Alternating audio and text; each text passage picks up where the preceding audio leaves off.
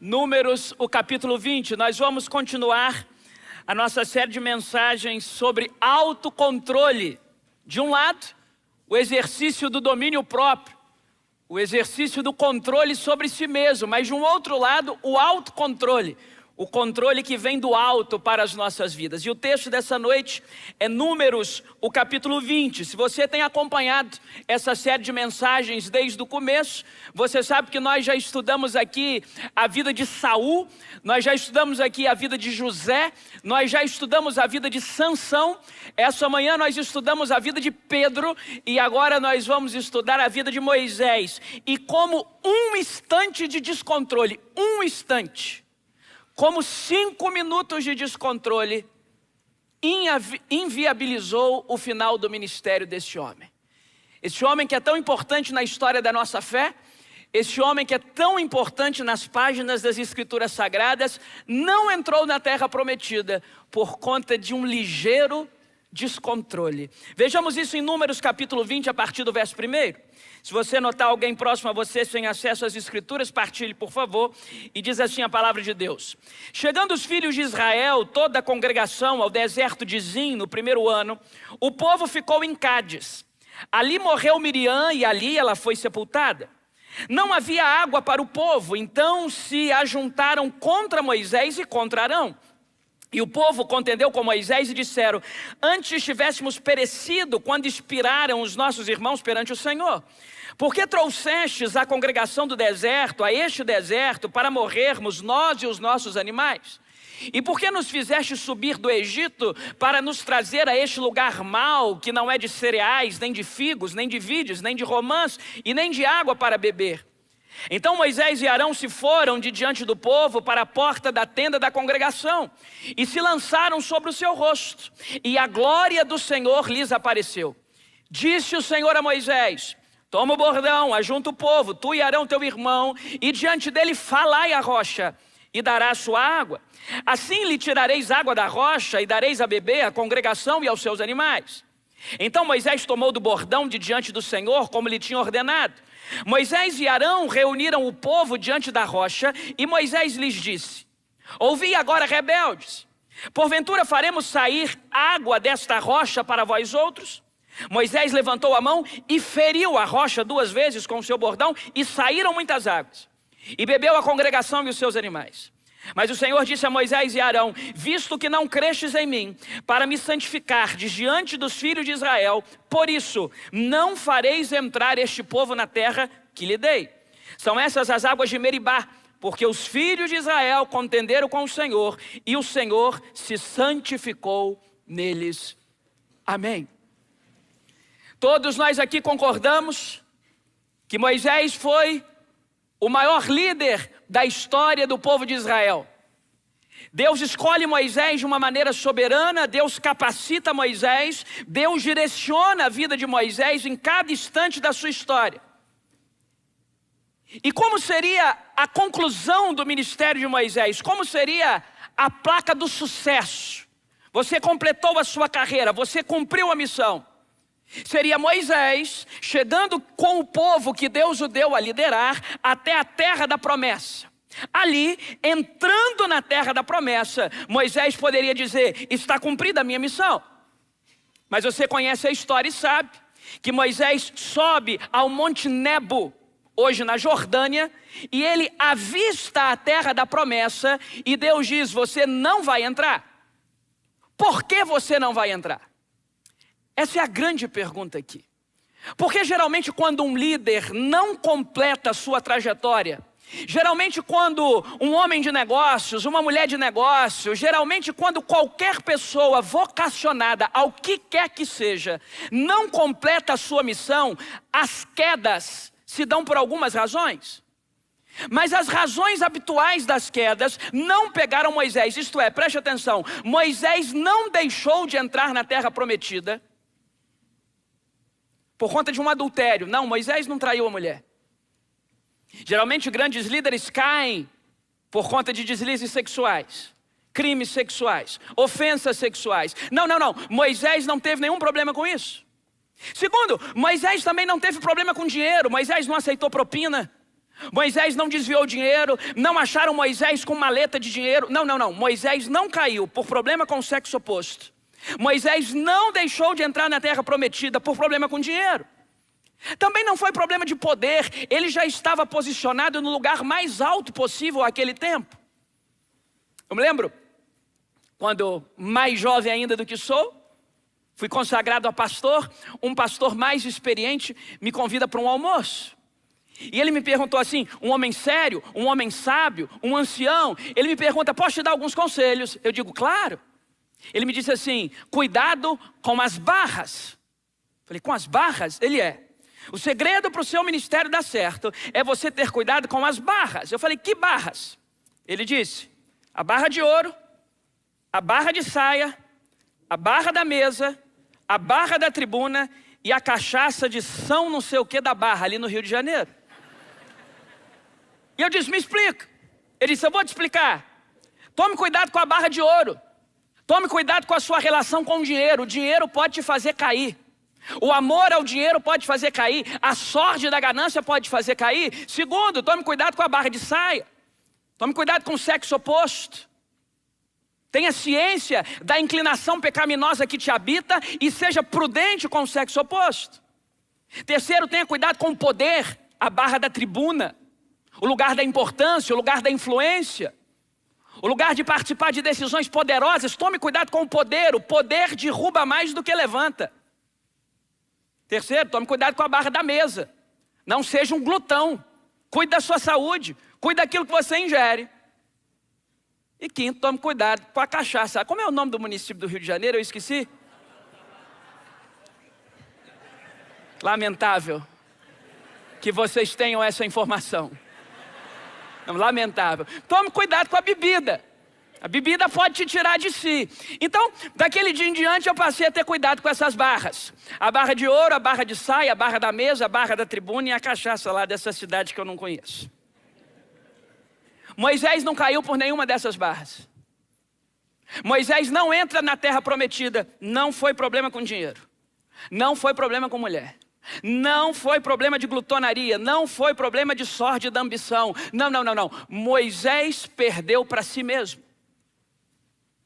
Por que Moisés não entra na terra prometida? Vamos fechar uma questão aqui logo de início. Porque ele não soube controlar a si mesmo. Moisés não entra na terra prometida porque ele perdeu o domínio próprio, ele perdeu o controle.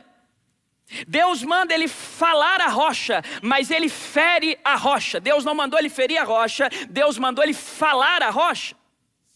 Ele fere. E não apenas fere uma vez, mas diz o texto, ele fere 2 vezes.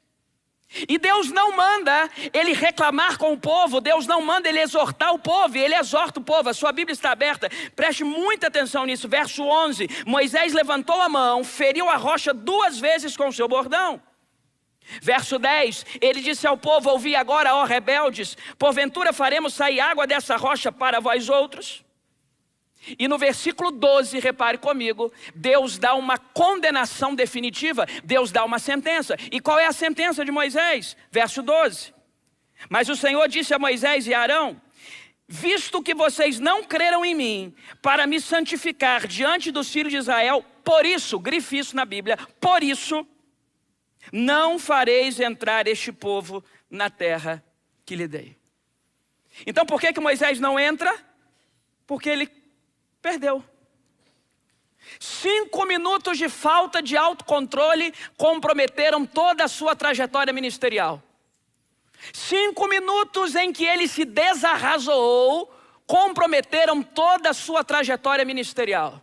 5 minutos que ele não conseguiu domar sua raiva comprometeram toda a sua caminhada ministerial. 5 minutos de uma decisão irrefletida comprometeram toda a sua caminhada ministerial. Moisés não entra na terra prometida porque não teve autocontrole. Tem 2 textos da Bíblia que eu gostaria que você anotasse, que fazem coro a essa tese. O primeiro é o Salmo 106, versos 32 e 33. Lá no Salmo 106, o salmista está interpretando esse texto e ele diz o seguinte, e Moisés agiu irrefletidamente. E Moisés agiu irrefletidamente. O segundo texto que comprova o que eu estou dizendo é Deuteronômio, capítulo 32, versículo 51. Lá, o próprio Moisés, interpretando os seus atos, diz: ele prevaricou contra Deus. Então o salmista diz que Moisés agiu irrefletidamente. O próprio Moisés, em Deuteronômio, diz que prevaricou contra Deus. Em outras palavras, ele não chegou onde deveria chegar porque perdeu para si mesmo. Não perdeu para uma mala de dinheiro, não perdeu para uma mulher sedutora, não perdeu por vontade de ser poderoso, perdeu porque não aguentou controlar o próprio temperamento. Bem, mas eu não vim aqui essa noite julgar Moisés, acredite. Eu vim mostrar para vocês como não cair nos erros que ele caiu. O que Moisés não soube lidar? 3 coisas, verifique comigo sua Bíblia, precisa estar aberto, verso 2. Moisés não soube lidar com a insensibilidade do povo. O verso 1 diz que Miriam morreu e foi sepultada. E o verso 2 diz: não havia água para o povo. Então se ajuntaram contra Moisés e contra Arão. O que está acontecendo aqui? Para entendermos a insensibilidade do povo, precisamos entender o episódio do verso 1 de Números 20. O episódio, verso 1, é Miriam sendo sepultada. Quem é Miriam? Miriam é irmã de Moisés. Miriam fez parte do projeto de Deus para salvar a vida de Moisés. Miriam fez parte do plano de Deus na vida de Moisés. Miriam era uma irmã amada por Moisés. Miriam foi uma grande profetisa nas Escrituras Sagradas. E ela morre. E agora Moisés vai até o cemitério. E ele sepulta sua irmã. Quando ele sai do cemitério, o povo já está com sangue nos olhos dizendo: acabou a água, Moisés, você não vale nada. A expressão do verso 2 é: falaram contra Moisés. Eu não estou dizendo aqui, longe de mim afirmar, que a liderança de Moisés ou de quem quer que seja imune a ofensas, imune a erros. Eu estou dizendo que esse não é o momento de reclamar com Moisés. As mãos de Moisés ainda estão sujas de terra, de cavar a cova da sua irmã. Moisés está enlutado. Moisés está com o coração triste. Moisés está pesaroso. Moisés sepultou a sua irmã. Esse não é o momento do povo reclamar com Moisés. Ficou sem água até agora, segura mais um pouco. O nosso líder está enlutado. O nosso líder está com o coração pesaroso. Mas ninguém quis saber do momento de Moisés. E Moisés não soube lidar com a insensibilidade do povo. Nós precisamos aprender a lidar com o mundo que é insensível. Quer ouvir algumas verdades duras? Primeira delas: a vida de ninguém para porque você está sofrendo. Ninguém estaciona a vida porque você sofre. Ninguém para de sorrir porque você está chorando. Salvo alguns bons amigos daquela prateleira de muito amigo, via de regra, a vida de todo mundo segue. Morreu a irmã de Moisés, era para o pessoal ir abraçar Moisés. O pessoal foi atirar pedra, não literalmente, em Moisés. O povo é insensível. E porque não soube lidar com a insensibilidade do povo, se perdeu. Mas se o Espírito Santo se agradar de nós nessa noite, ele vai nos capacitar a viver nesse mundo que é insensível, sem sujar nossa roupa de lama. Porque a pior coisa que os maldosos podem fazer conosco é nos transformar em gente como eles. Essa é a pior coisa que uma pessoa malvada pode fazer com você. É despertar em você sentimentos que não te pertencem. O povo é insensível. Você não precisa ir para ambientes ímpios para constatar isso. Você percebe isso dentro da igreja. Uma pessoa nossa fica doente. Na primeira semana está todo mundo orando pelaquela pessoa. Na primeira semana todos os grupos da igreja dizem: está sabendo daquele diagnóstico? Vamos orar. Na segunda semana está todo mundo orando. Na terceira semana tem gente jejuando pelo fulano ou pela fulana doente. Na quarta semana já passou um pouco. Na quinta semana nem tanto. Passa um mês, passam 2 meses, passam 3 meses e a gente nem lembra mais de quem está doente. Passam 6 meses, a gente está tacando pedra no doente. Porque a vida de ninguém para porque a gente sofre.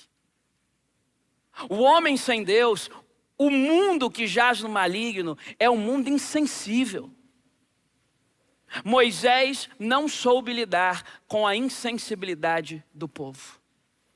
Ou nós temos domínio próprio, como fruto do Espírito Santo, ou a insensibilidade das pessoas vai nos transformar em gente amarga.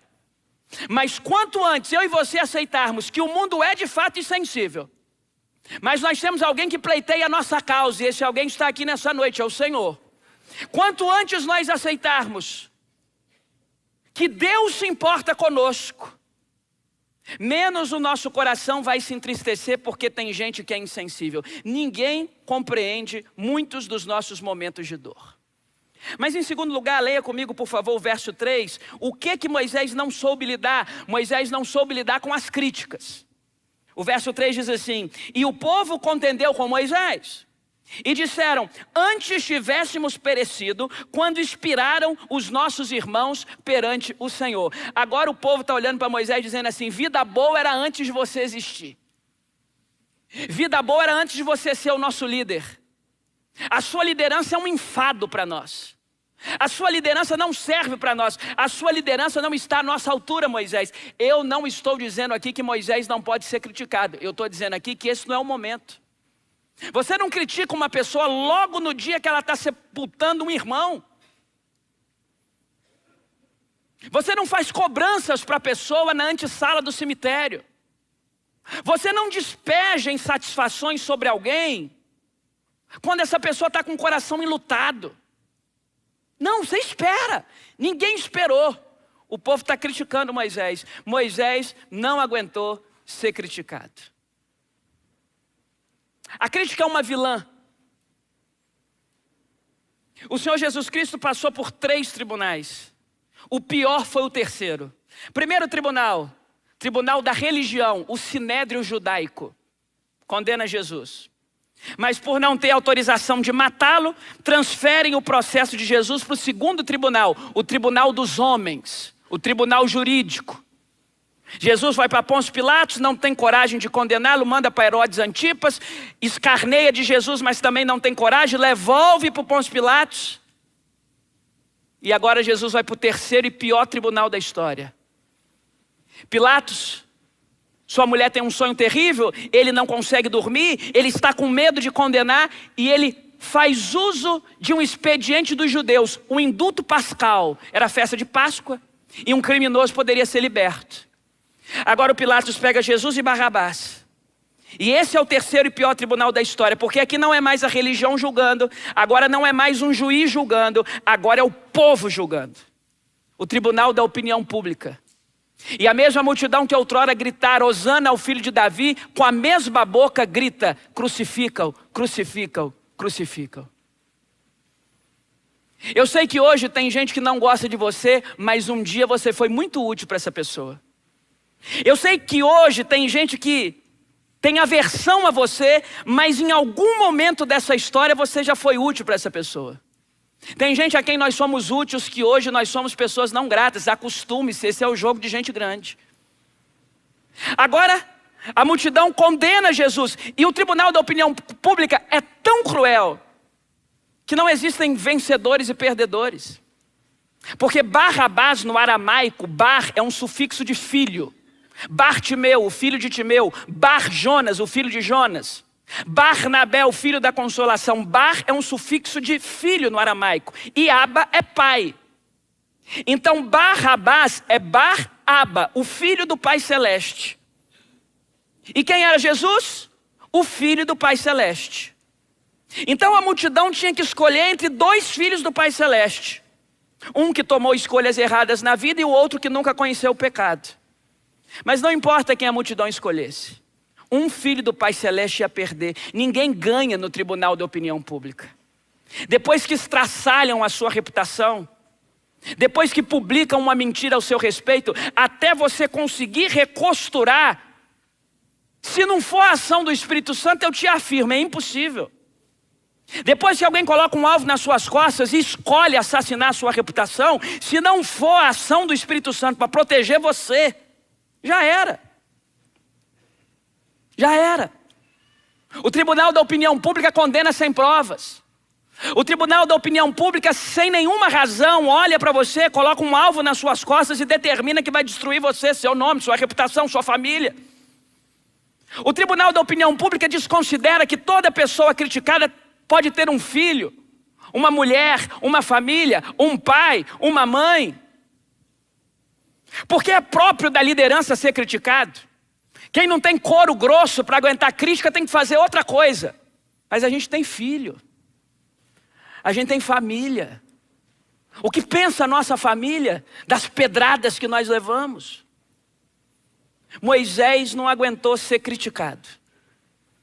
E quem não aguenta ser criticado, uma hora vai perder a cabeça. Mas se o Espírito Santo se agradar de nós, Ele vai colocar no nosso coração assim um escudo. Para todas as vezes que a crítica vier, você lembrar que você não é o que dizem que você é o que Deus diz que você é. Mas em terceiro lugar, repare comigo o verso 5. Com o que Moisés não soube lidar, e para mim esse é o pior. Moisés não soube lidar com a ingratidão. O verso 5 diz assim: e por que você nos fez subir do Egito para nos trazer a este lugar mau, que não tem cereais, não tem figos, não tem vides, não tem romãs e não tem água para beber? O povo agora está dizendo para Moisés assim: era melhor no Egito. A nossa vida era melhor tomando chibata do que estando debaixo da sua liderança.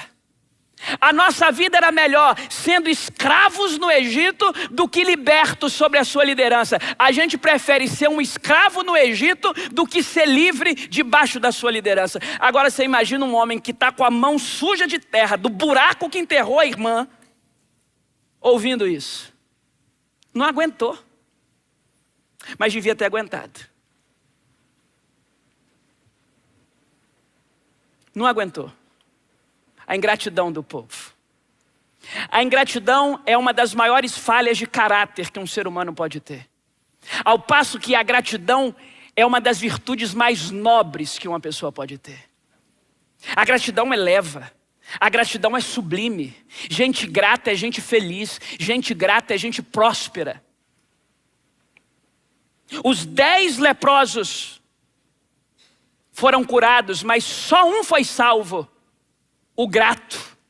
Porque o grato sempre recebe o dobro. O grato sempre recebe mais. A medida da abundância para quem é grato é sempre melhor. Agora, a ingratidão é um terrível defeito. E se você está vivendo, prepare-se. A ingratidão das pessoas faz parte da sua agenda. Não é uma questão de se, é uma questão de quando. E parece-nos que quanto maior a proximidade daquele que nos ofende e nos agride, ainda que moralmente, maior é a dor. Eu ajudei você. Eu fui seu ombro amigo. Eu coloquei pão na sua mesa. Você está sendo ingrato comigo. A ingratidão não é apenas uma desventura ou uma desvirtude. A ingratidão é falha de caráter. Gente de caráter nobre é grato.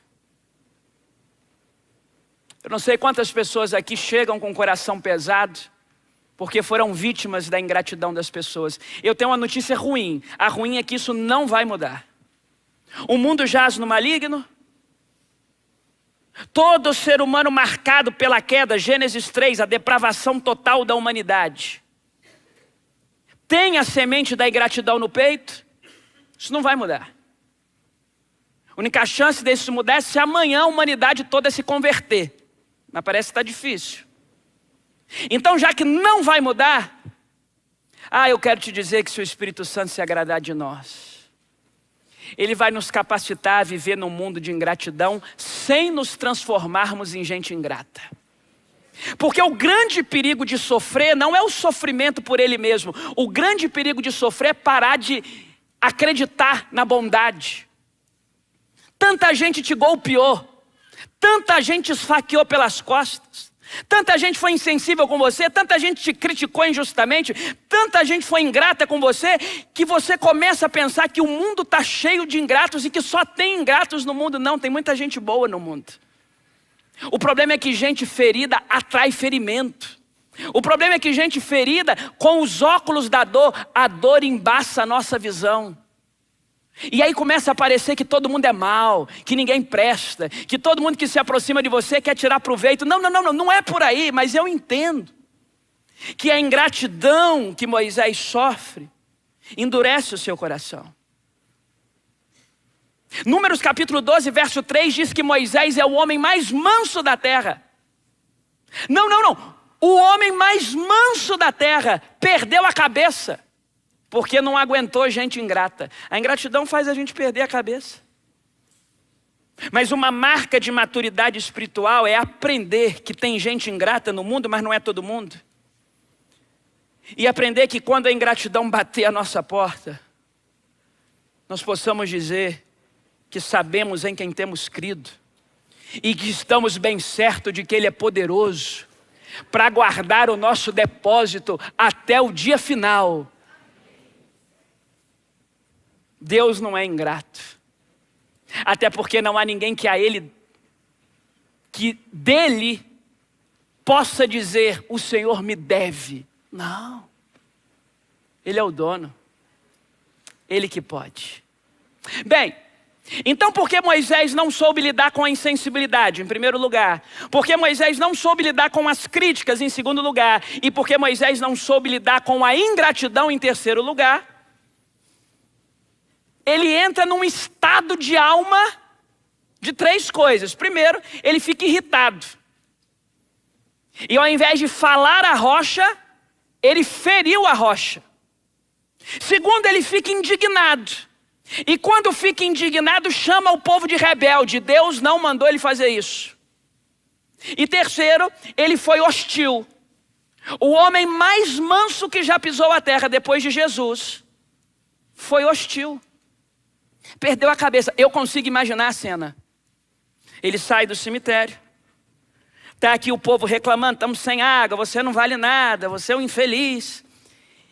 E aí ele diz assim, e o pior não é isso, irmão. O pior, qual que é o problema do povo? O povo quer água. Aí vem Deus e diz assim: Moisés, nós vamos dar água para o povo. Aí é de matar.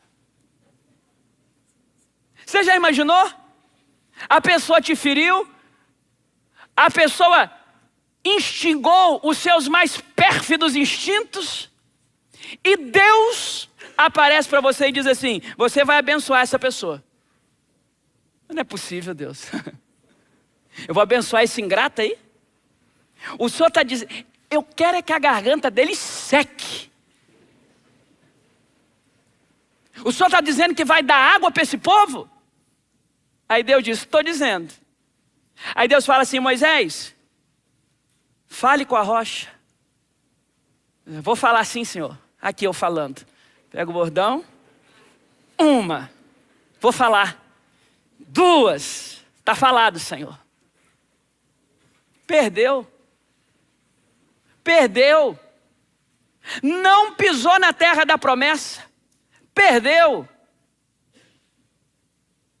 Aí o pessoal fala assim: não, mas lá no Monte da Transfiguração, provavelmente o Monte Tabor, Moisés apareceu transfigurado em glória dentro da terra da promessa.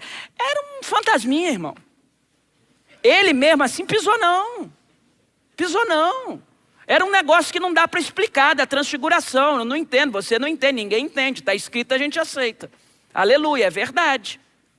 Mas aqui, ele não entra na terra da promessa. Perdeu para quem? Perdeu para si mesmo. Perdeu para ele mesmo. Ele se desequilibrou. Em outras palavras, um momento de desequilíbrio pode colocar a sua vocação em xeque. Um momento de desequilíbrio pode colocar promessas em xeque. Um momento de desequilíbrio pode fazer com que você não conquiste o que estava planejado para você conquistar. Então, tenha autocontrole. Respire 1, 2, 3, 100 vezes. Busque o Espírito. encha-se do Espírito e fala: Senhor, eu não vou perder a guerra para mim mesmo. Nós temos lido isso aqui em todos os domingos dessa série, os provérbios.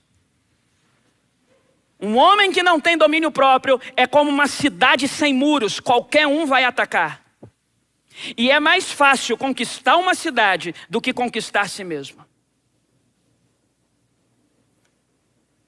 Moisés perdeu para Moisés. Conhece gente assim? Que perde para si mesmo. Não perdeu para o outro, não perdeu para o diabo, não perdeu para a oposição, não perdeu para o concorrente, perdeu para si. Perdeu porque não se controla. Perdeu porque não se domestica. Perdeu. Prazer, Moisés. Ele estava emocionalmente esgotado com a morte da sua irmã e perdeu. Se desequilibrou. Amém. Vamos para casa ou vamos ver como sair disso? Como sair disso? Deixa eu propor para você, à luz desse texto, 3 coisas. Primeiro, para não perder a guerra contra si mesmo, aprenda a descansar. Descanse. Sabe qual que é o problema de Moisés? É que ele sai do cemitério para dar gabinete. Ele sai do cemitério para ouvir o povo. Sabe o que Moisés deveria ter feito? É o seguinte: saiu do cemitério, está vindo aquela comitiva. Moisés diz assim: eu não posso conversar com vocês hoje. Eu não estou pronto para conversar. Seja lá o que vocês tenham a me dizer, me digam outro dia. Hoje eu não consigo conversar, eu estou chorando. Está vendo aqui minha mão? Ó, terra. Acabei de sepultar a minha irmã. Eu não consigo ter essa conversa hoje. Não dá para a gente conversar hoje. Vai para casa, chora a morte da irmã, no outro dia se recompõe e diz: vamos lá, pessoal, poderia vir as mesmas insensibilidade, crítica e ingratidão, mas agora ele ia estar pleno, ele dormiu, ele descansou. O problema é que Moisés não respeitou o próprio descanso. Quer aprender a se controlar? Lembre-se, você não é uma máquina, você não é um super-homem, você não é uma super-mulher, você não precisa ser forte ao tempo todo. Quanto mais rápido você admitir as suas fraquezas interiores, mais fácil será tratá-las e domá-las. Admita. Admita os seus excessos. Todo excesso esconde uma falta. Admita do que você tem falta. Admita a sua necessidade de ficar provando a todo custo que deu certo. Aprenda a descansar. Trabalhar é digno. Aquele que coloca a mão no arado e olha para trás, diz a palavra, não está apto para o reino de Deus. Trabalhar é uma bênção. E disse Jesus: o meu Pai trabalha até agora e eu trabalho também. Trabalhar é uma bênção. E disse a palavra: bem-aventurado é o servo que no retorno do seu Senhor ele o encontre trabalhando. Trabalhar é uma bênção. Mas o diabo é especialista em transformar bênçãos em maldições. Pão é uma bênção, mas se Jesus transformasse a pedra em pão, seria uma maldição. Invocar a Deus é uma bênção, mas se Jesus invocasse a Deus para pular daquele penhasco, seria uma maldição. Ter patrimônio é uma bênção, mas se Jesus aceitasse aquele patrimônio que o diabo ofereceu, seria uma maldição. O diabo transforma bênçãos em maldições. Trabalhar é uma bênção, trabalhar em excesso é uma maldição. A gente tem que aprender a descansar. Quem não descansa se acha melhor do que Deus, porque Deus descansou. Então tem hora que você tem que parar. Assumir a solitude da sua alma e parar, descansar. Descanso. Moisés não descansou. Moisés, veja, hoje no direito brasileiro, qualquer trabalhador seletista que tenha um luto dos seus parentes imediatos, pai, mãe, esposa, tem direito a alguns dias de folga. Direito. É a legislação entendendo que uma pessoa depois do luto tem que parar um pouco. Moisés não parou. Podia ter parado. Olha aqui, pessoal, não dá para conversar com vocês hoje não, meu coração está doendo. Volta amanhã. Quer ter autocontrole? Aprenda a descansar. Aprenda que você não é uma máquina. Aprenda que o mundo não vai parar se você tirar um dia de folga. Aprenda que o mundo não vai acabar se um dia você desligar seu telefone, entrar no quarto, descansar, não atender ninguém por 24 horas, apenas descansando, na presença do Senhor. O mundo não vai acabar. Quem precisar falar com você vai falar no outro dia. E se for notícia ruim, vai chegar, vai interfonar e não tem como. Descansa. Posso te dar uma revelação aqui do alto? Você não é tão importante assim. Desculpa. Desculpa.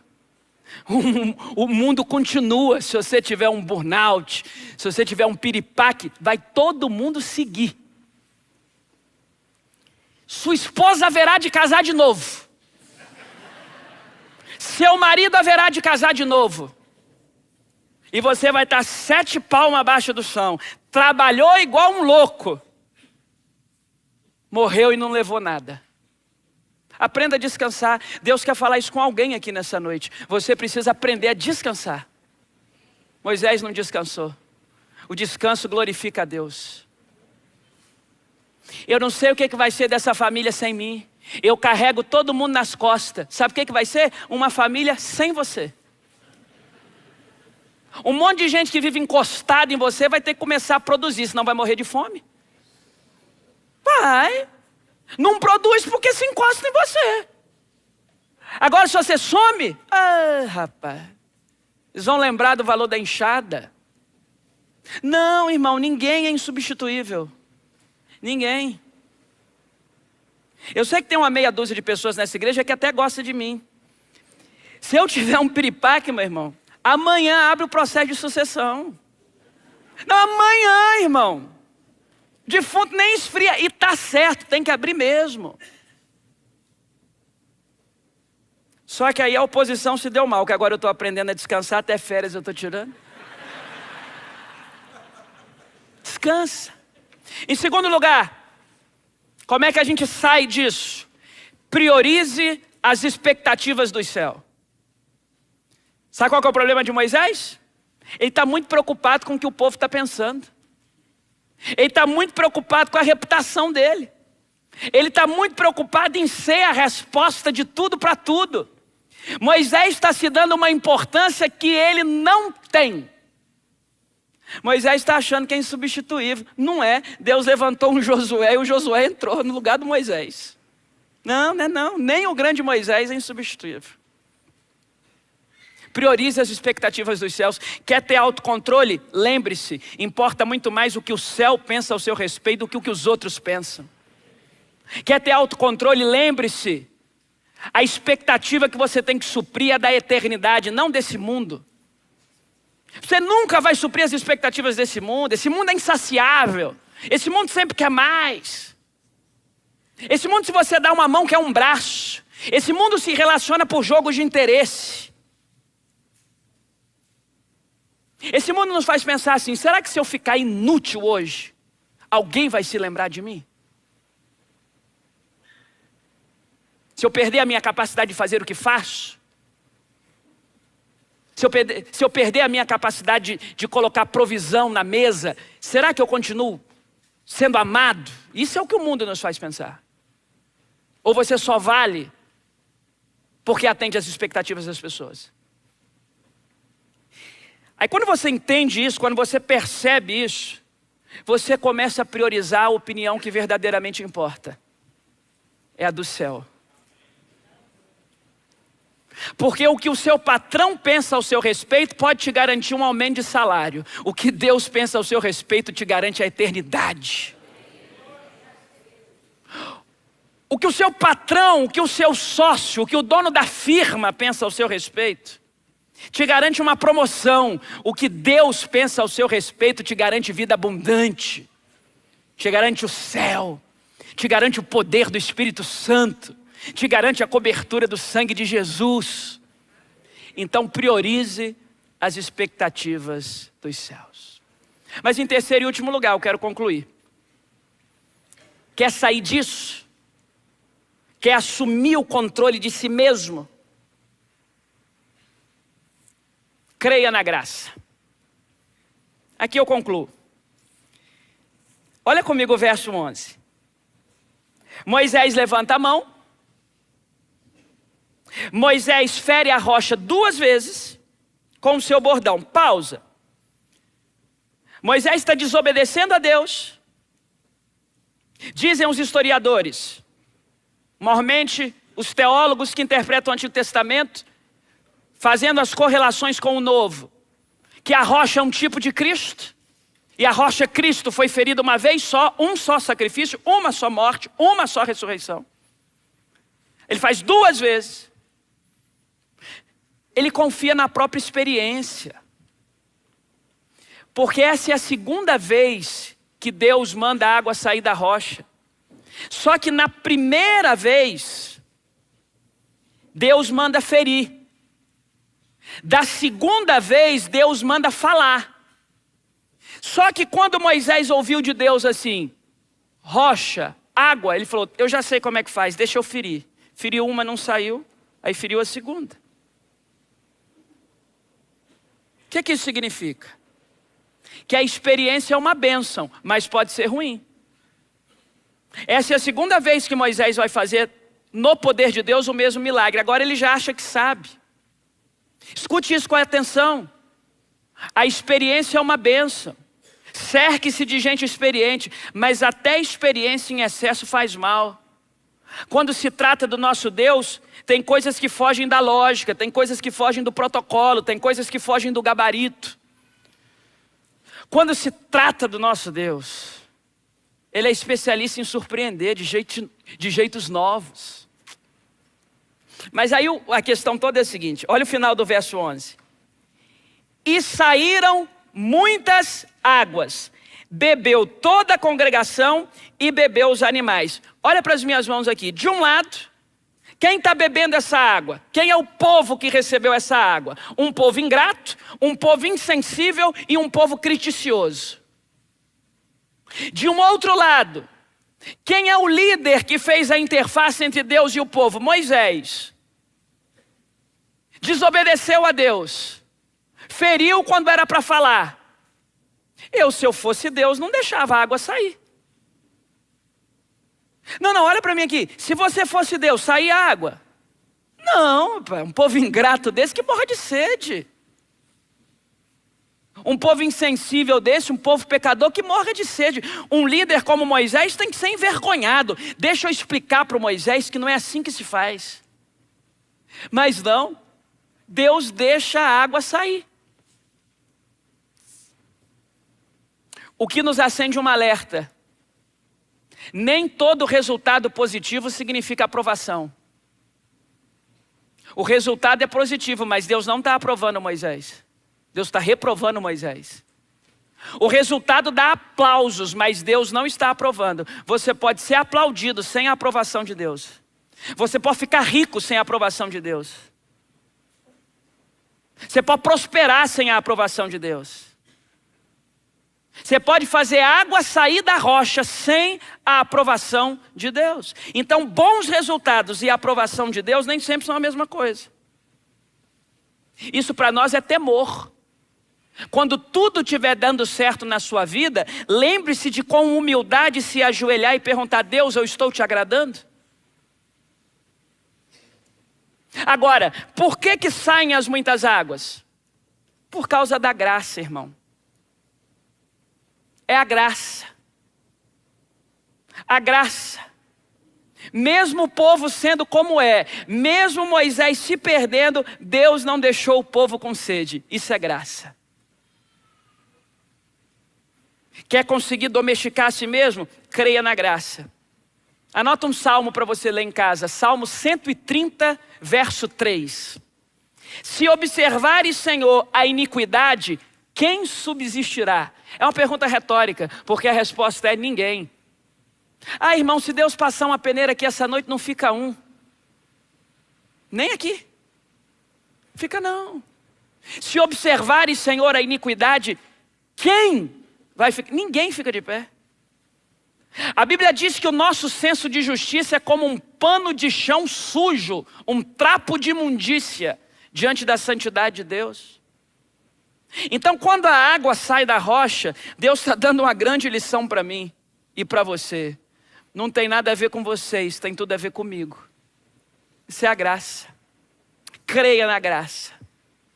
E aqui me permitam, é a razão tipológica, explico, de Moisés não ter acessado a terra prometida.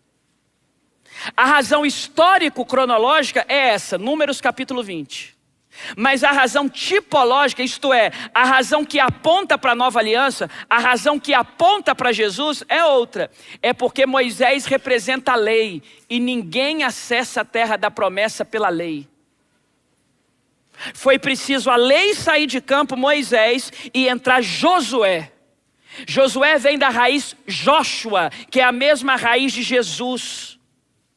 Enquanto Moisés representa a lei, Josué representa a graça. E ninguém entra na terra da promessa pela lei, a gente só acessa a promessa pela graça. Em outras palavras, se Deus não tiver misericórdia de mim, eu sou uma bomba relógio que vou cair hoje. Vou me destemperar hoje, vou colocar tudo a perder hoje, vou perder o controle do meu emocional hoje, vou me esgotar psicologicamente hoje, vou ficar abatido com as pessoas ruins hoje. Se Deus não tiver misericórdia de mim, não é que eu vou cair amanhã, já estou caído. É por isso que você precisa crer na graça, entender que não tem nada a ver com você, tem tudo a ver com Ele. Efésios 2, 8 e 9, pela graça sois salvos mediante a fé, isso não vem de vós, é dom de Deus. Não vem das vossas obras para que ninguém se glorie. Quer encontrar descanso para a sua alma, creia na graça. Antes de acreditar na sua própria competência, antes de acreditar no seu próprio talento, antes de acreditar nos seus próprios atributos, acredite que a água sai da rocha, não é por causa do povo e não é por causa de Moisés, é por causa de Deus. Só Deus pode tirar água da rocha. Creia na graça. Creia que não tem nada a ver com o seu mérito. Tem a ver com Deus que resolveu te amar e decidiu não desistir de você, apesar de você mesmo. No dia que você chegar no céu, qualquer coisa que você disser em primeira pessoa estará errada. Eu me guardei do pecado. Eu dei esmola para o pobre. Eu frequentei a igreja. Sai daqui, nem te conheço. Eu curei doentes. Eu levantei paralíticos. Eu fiz boas obras. Sai, para chegar no céu não tem eu, tem Ele. Chega lá e diz assim: Ele me perdoou. Ele rasgou o escrito de dívida que havia contra mim. Ele me transportou do império das trevas para o reino do Filho do seu amor, em quem nós temos a redenção e a remissão dos pecados. Ele é a imagem do Deus invisível. Ele é o primogênito de toda a criação. Porque aprove a Deus que nele residisse a plenitude e que, havendo feito a paz pelo sangue de sua cruz, reconciliasse em Cristo consigo todas as coisas, as que estão nos céus e as que estão na terra. Chega lá e diz: Ele. Não diga eu, não tem eu aqui não, é Ele, é Cristo. É tudo sobre Cristo, dele, por Ele e para Ele são todas as coisas. Lembra do ladrão da cruz? Jesus olha para o ladrão da cruz e diz assim: em verdade eu te digo que hoje você está comigo no paraíso. Morreu, chegou no céu.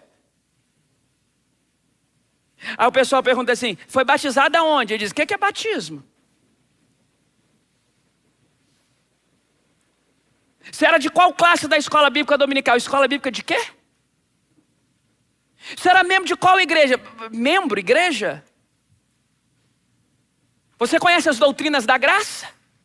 Você já leu a Torá? Você já leu o Pentateuco? O que é Pentateuco? Então você está fazendo o que aqui? Você nunca leu a Torá? Você não foi batizado? Você está fazendo o que aqui, moço? Ô seu anjo, o homem da cruz do lado falou que eu podia vir. O homem da cruz do lado falou que eu tinha o direito de entrar aqui. O que é batismo eu não estou sabendo não, moço. O que é igreja, o que é Torá, o que é envelope de oferta, eu não estou sabendo de nada disso não. Você está fazendo o que aqui? Eu só estou aqui porque tinha um homem da cruz do lado que falou comigo que eu podia entrar. Conversa com o homem da cruz do lado, porque quem garantiu a minha entrada aqui foi ele. Igreja querida, lembre-se de uma coisa: somente a graça, somente a graça, somente a graça e nada além da graça. Você quer ganhar a guerra contra si mesmo? Você quer assumir o controle do seu emocional? Você quer parar de ser uma bomba relógio com temperamento indomável? Creia na graça. Porque o homem da cruz do lado ressuscitou no terceiro dia. E a todos quantos o receberem, deu-lhes o direito de serem feitos filhos de Deus. Descanse. Priorize as expectativas do céu. E creia na graça. Deus abençoe você em nome de Jesus.